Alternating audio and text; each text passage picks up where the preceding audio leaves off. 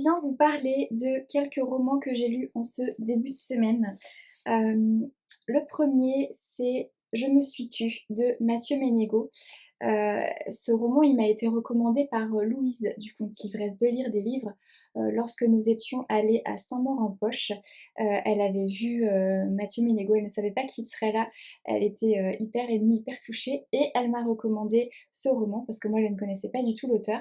Euh, je vais vous lire la quatrième de couverture. Un dîner en ville, au menu nourriture bio, affaires et éducation des enfants. Claire s'ennuie et décide de rentrer seule à vélo. Elle ne le sait pas encore, mais sa vie vient de basculer. Tour à tour victime puis criminelle, Claire échoue en prison et refuse obstinément de s'expliquer. À la veille de son jugement, elle se décide enfin à sortir de son mutisme. Ce roman m'a beaucoup touchée.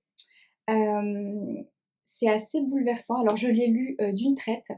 Je l'ai lu dans le cadre du challenge Booklanta, Booklanta édition 5, parce que donc ça a commencé cette semaine et il y a un des thèmes qui est de lire des romans de moins de 200 pages. Donc ce roman tombait à pic puisqu'il fait 140 pages, même pas. Donc parfait. Et ouais, ce roman m'a beaucoup touchée. On se retrouve face à une femme qui sort d'une période de silence. Elle est à la veille de son jugement, elle est en prison et elle va être jugée. Et elle sort enfin de son silence. Elle n'a jamais expliqué les raisons qui l'ont poussée à commettre un acte, voilà, un acte horrible. Euh, et elle nous explique tout. Du premier jour qui a fait basculer sa vie, et jusqu'à ce fameux jour où elle a commis l'irréparable. C'est très émouvant.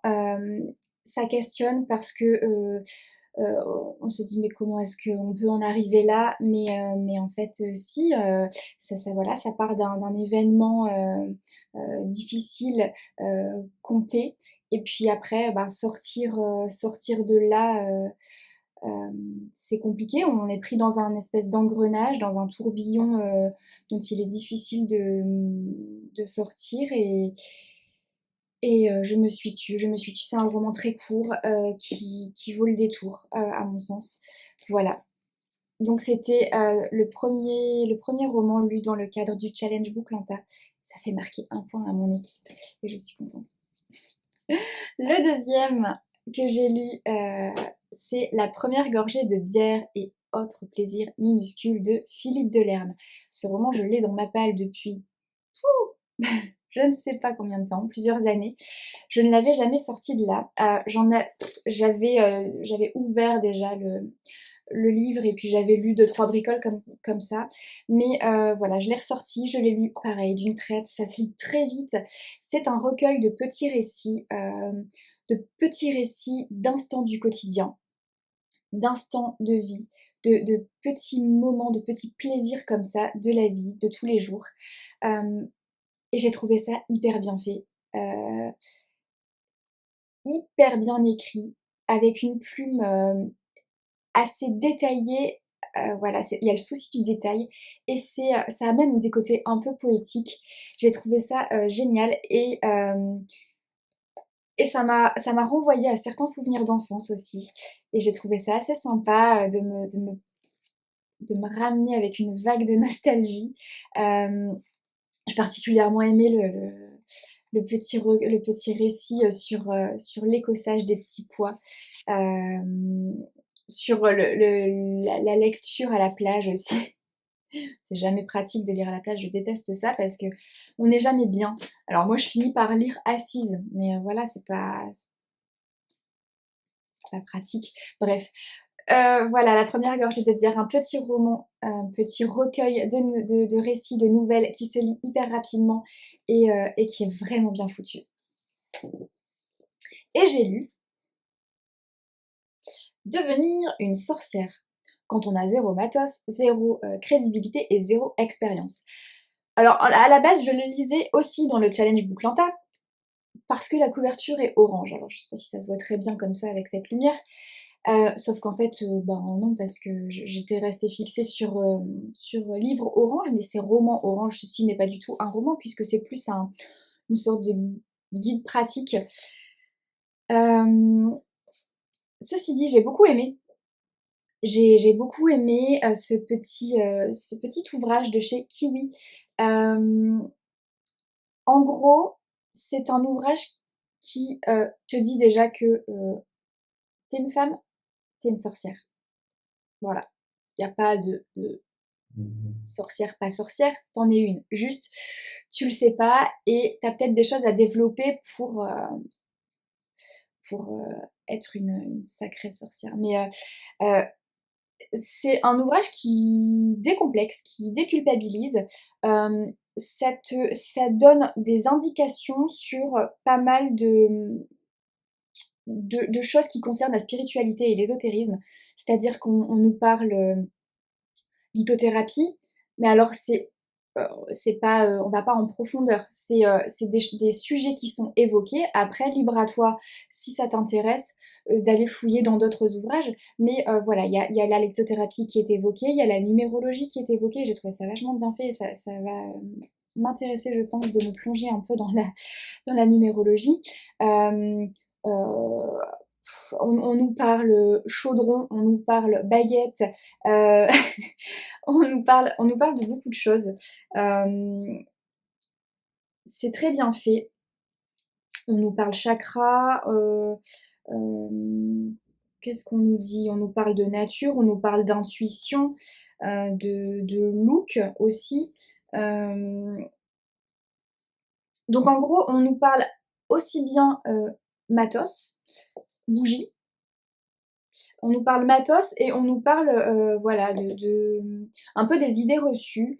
Enfin, j'ai trouvé ça assez sympa. Alors voilà, c'est pas on va pas en profondeur avec cet ouvrage, mais ça balaye pas mal de choses. On nous parle aussi tarot et oracle. Alors ça, c'est quelque chose, voilà, que je je veux développer ça.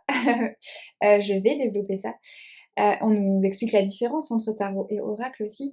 Bref, cet ouvrage, j'ai trouvé ça très sympa et pour ceux qui sont intéressés par tout ce qui est, spiritualité, ésotérisme et voilà, intuition, lithothérapie, machin, bref, cet ouvrage est très sympa. J'ai aussi reçu un colis que je vais ouvrir là tout de suite devant vous, que je n'ai pas préouvert.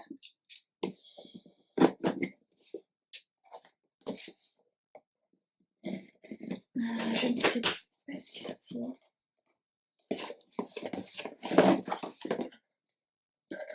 Ah oui, bah, bon, en fait, vous vous en foutez complètement.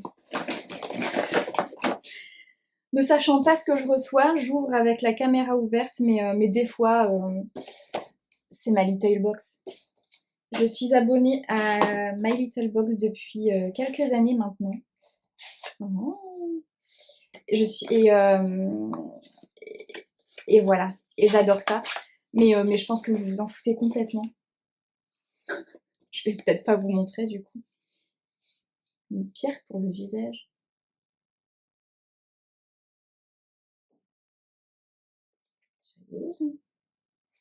Bref.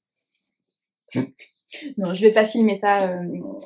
Si toutefois un jour ça vous intéresse, dites-moi en commentaire, mais je vous épargne mes produits beauté.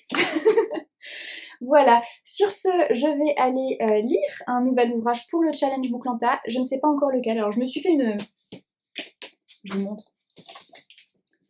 Je me suis fait toute une pile de bouquins, de petits romans de moins de 200 pages que je vais lire donc au cours des 15 prochains jours. Mais je ne sais, je les prends au pif comme ça, selon l'humeur du jour. Peut-être, je fais tout tomber, peut-être que je vais lire celui-ci. Là où fleurissent les coucous, parce que je l'ai reçu il y a pas longtemps, que c'est un service presse et qu'il était initialement dans mon planning de lecture de septembre, qui du coup va être complètement revu parce que j'avais pas anticipé le challenge Bouclanta et que surtout je n'avais pas les thèmes de ce challenge. Donc mon planning lecture de septembre n'aura rien à voir avec celui qui était prévu initialement. Ceci dit, je vais quand même me garder Billy Summers de Stephen King, que j'aimerais lire avant le 21 parce qu'il sort le 21 septembre et que voilà, j'aimerais le lire pour la sortie. Et je vais m'ajouter aussi le tome 2 des 7 sœurs, alors je ne sais même plus, la sœur de la tempête, je crois que c'est. Bref, je vais me l'ajouter parce que je vais le lire en lecture commune avec Emmeline. Et je me le suis fixé au 21 septembre, justement, après le Stephen King. Voilà, vous savez tout. Et ben je vais vous laisser et je vais aller commencer ça. Bonne journée et coucou.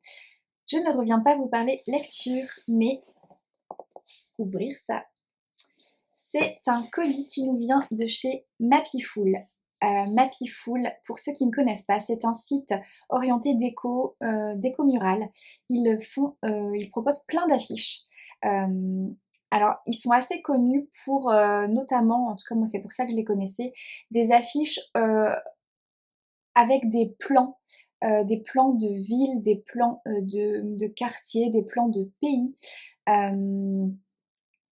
Et c'est hyper joli, c'est hyper bien fait. Donc voilà, donc ils m'ont contacté récemment pour me proposer de recevoir une affiche.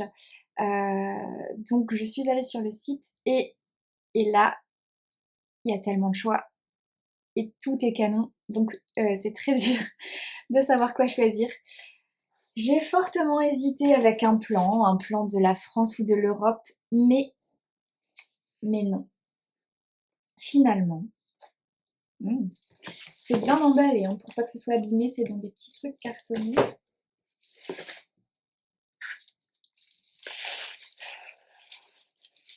C'est trop beau. Finalement,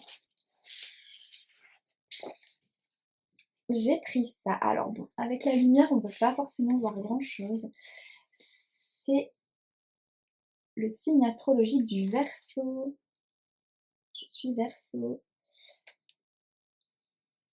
En fait, ce qui est hyper chouette, c'est que tout est absolument personnalisable. Les couleurs peuvent être modifiées et peuvent être personnalisées. Les textes aussi. Et au niveau des affiches, ils proposent vraiment quelque chose d'hyper varié. Donc il y a tout ce qui est plan, comme je vous disais juste avant. Il y a toute une série de choses sur les signes astrologiques, où pareil, hein, tout est personnalisable.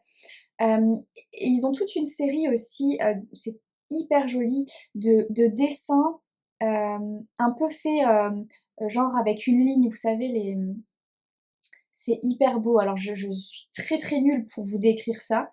Je sais pas comment on appelle ça, du line art, j'en sais rien. En tout cas, c'est hyper joli et pareil, ça c'est encore personnalisable au niveau des couleurs, au niveau des textes qu'on peut ajouter dessus. C'est canon, ce qu'ils font c'est canon. Voilà, j'ai fortement hésité mais j'ai choisi ça. J'ai pris le plus petit format, c'est 30 sur 40. C'est déjà un beau format. J'avais hésité avec le format du dessus, mais ça aurait été grand. Ça aurait été grand. Pour mettre sur un mur, pour accrocher un cadre, ça pourrait le faire, mais moi je vais juste le poser sur une commode, enfin sur ouais, sur une petite étagère. Donc là c'est super comme format. Et avec, j'ai pris donc un cadre. J'ai pris le contour en bois comme ça, mais il y avait blanc ou noir. J'avais hésité avec le blanc, mais non. Comme je vais probablement le mettre contre un mur blanc, ben ça sera mieux cette couleur-là. Oh, j'adore, c'est trop beau. Bref, j'ai un code promo aussi. Je crois que c'est entre deux pages 10, tout collé. Mais je vais vous mettre toutes les infos en barre d'infos. Je vais tout vous dire. Je vais vous mettre le lien vers le site et je vous remettrai évidemment mon code promo. Si vous êtes intéressé, il est valable jusque fin octobre seulement. Donc j'hésite même moi à repasser une commande parce que je trouve que pour faire des cadeaux, c'est une super idée. Voilà, je vais mettre ça sous cadre. Je vais faire un petit réel pour Insta, faire des photos et je vous remontre ça quand c'est tout prêt. À plus!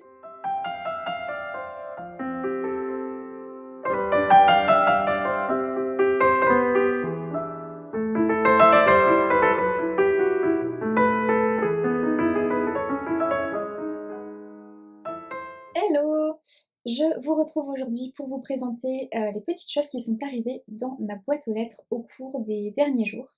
Des réceptions, des achats aussi que je vais vous montrer. C'est parti! Je l'ai préouvert. Pourquoi les méduses ne vieillissent pas et autres secrets de longévité de la nature.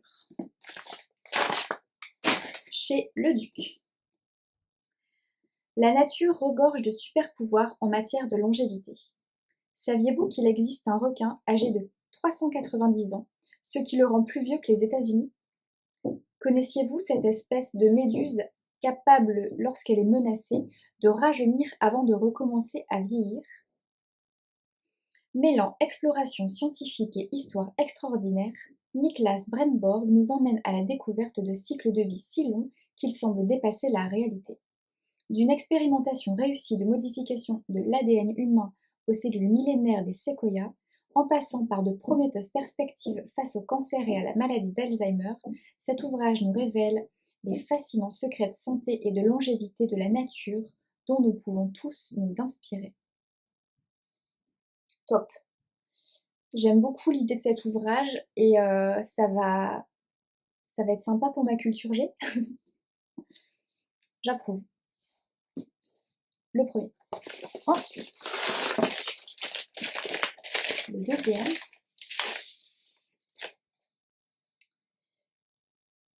À fleur de peau chez Leduc Graphique de Saverio Tomasella. Et je crois que j'ai le roman dans ma palle. Je ne l'ai pas encore lu et pourtant je crois que j'en avais entendu du bien. Faudrait que je le ressorte parce que s'il fait moins de 200 pages, je peux peut-être tenter de me le lire. Genre ce week-end.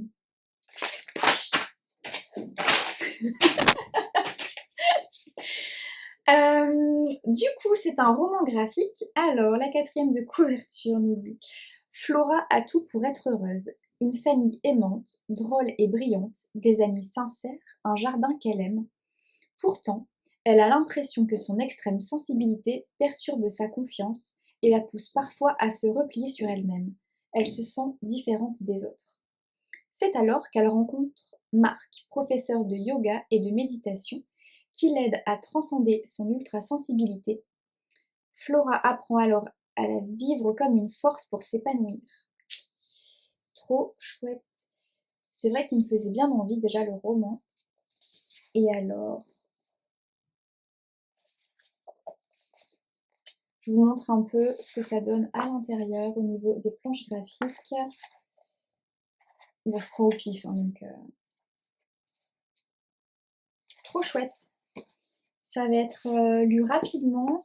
Je sais pas quand est-ce que je vais me la programmer, mais je suis contente. Ensuite, un carton qui nous vient de chez Charleston. Yeah, yeah. Je savais ce que c'était. Chut. Parce que je l'avais vu passer sur les réseaux sociaux. Il est abîmé. Alors, il s'agit du tome 2 des héritières de Loanof. J'ai lu le tome 1, j'ai adoré le tome 1. La pavasse. Et celui-là, je l'avais commencé pour le lire dans le cadre de l'aventure Charleston. Je devais lire l'ENC. Et puis, j'étais ultra en retard dans mes services presse et notamment dans mes ENC Charleston. Donc, voilà, je l'ai squeezé. Mais il faut que je le lise, j'ai très envie de le lire. Il a été un peu...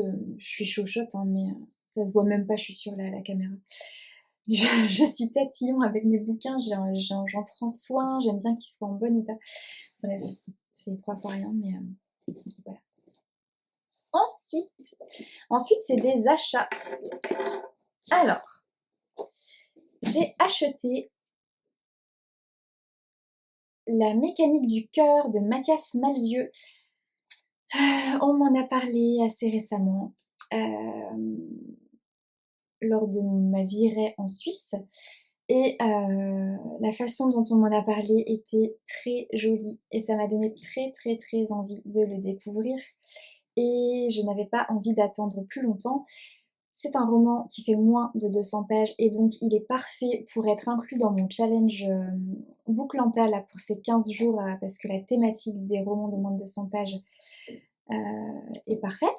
Et en fait, je l'ai vu dans un book haul de NJ. Et ça a fait tilt, je me suis dit, mais oui, mais c'est vrai, il me le faut parce qu'on m'en a trop, trop joliment parlé. Et donc voilà. Donc je vais me le lire en lecture commune avec NJ dimanche, ce petit ouvrage. Je suis trop contente. Je suis trop hâte. Il a intérêt à être bien parce que sinon, je vais me manger. J'ai acheté aussi, j'ai vu chanter un rossignol sous la lune. Je vous ai pas lu la quatrième de couve, je l'ai fait juste après. Tac, tac, tac. De Emmanuel Puch-Artero, aux éditions Prisma. Alice, Alice, si tu me regardes, s'il est nul, tu me le rembourses. Alors, Colette est une jeune femme fragilisée par la vie, que ses deux meilleurs amis, Julien et Sonia, poussent à s'affranchir du passé. Tout en rêvant du grand amour, installée près de Paris dans la maison de ses parents qui lui tient à cœur, elle cède à leur enthousiasme. Tess revient à La Rochelle, qu'elle connaît bien, pour faire le point sur sa vie et rencontre toute une galerie de personnages attachantes. Parmi elles, Paul qui s'amuse tout de suite de sa fantaisie. Ce roman à la musicalité sensible, empli d'émotions, d'hésitations et de rêves, raconte tout simplement la vie. Voilà, ça je vais le lire. Je le commence dimanche soir, je pense, et je le lis en lecture commune avec une ribambelle de demoiselles, voilà, dont je tairai les noms. La quatrième de couve de celui-ci, quand même. Alors, Édimbourg, 1874, le jour le plus froid du monde. À sa naissance, le cœur gelé de Jack se brise immédiatement. Pour le sauver, la sage-femme qui l'a mis au monde a remplacé son cœur par une horloge. Depuis, il prend soin d'en remonter chaque matin le mécanisme afin qu'il ne s'enraye pas. Le garçon doit également éviter toute émotion, que ce soit la colère ou l'amour. Mais sa rencontre avec une chanteuse de rue va bouleverser son existence. Oh, rien que la quatrième de couve m'a donné la chair de poule et, et je trouve ça hyper joli, hyper poétique. J'ai hâte. Et enfin, il s'agit de L'attente du soir de Tatiana Arfel. Pour ceux qui suivent les vlogs depuis quelques temps, je vous en ai parlé cet été parce qu'il s'agit du roman que le propriétaire de mon logement de cet été nous avait recommandé à moi et à ma mère. Il avait adoré, ma mère l'avait lu et avait adoré. J'ai pas eu le temps moi de le lire lors de mon séjour, donc je suis voilà partie sans. Et il est difficile à trouver ce petit ouvrage là parce qu'il est plus du tout dispo neuf. On a cherché sur internet, Cultura, machin, truc, rien. On n'a pas trouvé. Donc il fallait trouver des trucs d'occasion. Vinted, il n'y a rien du tout. Et elle l'a trouvé. Elle me l'a trouvé sur Rakuten. Et il est en bon état, donc ça va, je suis contente. Et je vais pouvoir le lire bientôt, je suis ravie. Je sais pas quand est-ce que je vais avoir le temps, il fait combien? 330 pages. J'ai pas envie de lire la quatrième de couverture parce que j'ai envie de rentrer dans l'histoire, de plonger dedans comme ça sans trop savoir à quoi m'attendre, même si elle m'en a un petit peu parlé, ma maman. Mais voilà, je suis désolée, mais je vous la lirai quand ce sera le moment, quand je le lirai pour de bon et que je viendrai vous en parler pour vous donner mon avis. À ce moment-là, je vous lirai la quatrième de couverture. Voilà! Bah, c'est pas mal. Je ne vais pas vous parler de suite des romans que j'ai lus là ces derniers jours, à savoir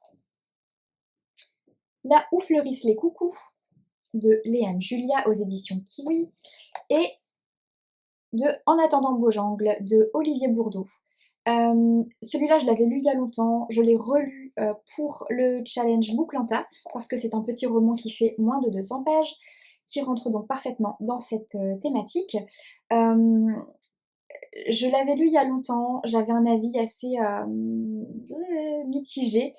Je l'ai plus apprécié cette fois-ci que la fois précédente. Et celui-ci, j'ai trouvé ça très sympa. Je vous en reparle demain, si j'ai le temps de vous prendre demain matin.